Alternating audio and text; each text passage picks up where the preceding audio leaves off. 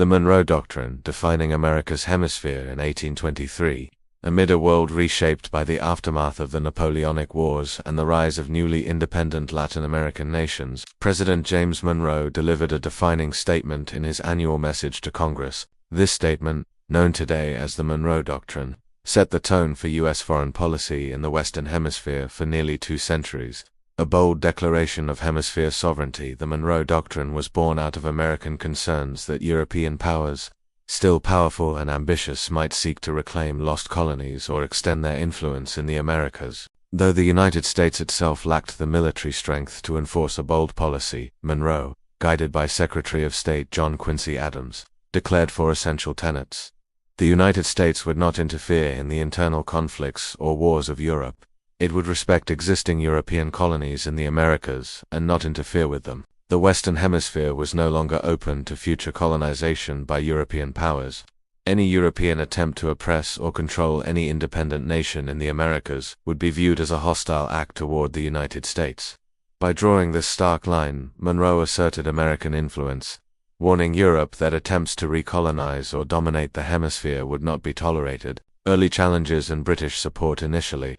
The Monroe Doctrine was largely a statement of intent, with little immediate power. America's military was small, and European powers often ignored the declarations. However, the British Navy, with vested interests in keeping other European powers at bay, helped enforce it indirectly. The close alignment of British and American interests in limiting Spanish and French influences in the Americas gave the doctrine a stronger foundation than the U.S. alone could provide at the time.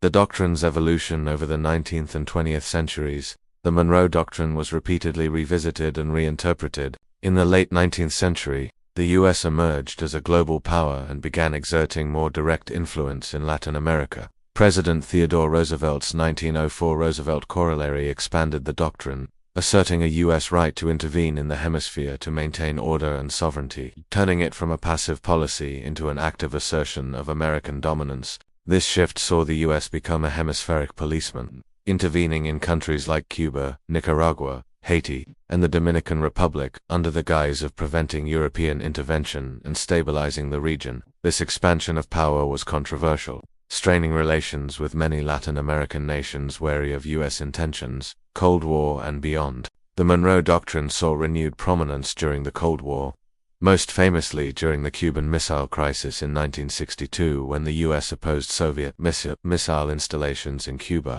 The doctrine's promise to keep foreign powers out of the Americas was invoked to justify American actions that brought the world to the brink of nuclear war. Lasting legacy. The Monroe Doctrine laid the foundation for the United States' role in the Western Hemisphere and reflected its growing confidence and assertion on the global stage. Though debated and reinterpreted, its core message continues to influence American foreign policy. Thus, the Monroe Doctrine is much more than a historical proclamation. It is a testament to a nation's rise, a symbol of sovereignty, and a key to understanding the often complex and contentious relations between the Americas and the rest of the world over the past 2 centuries.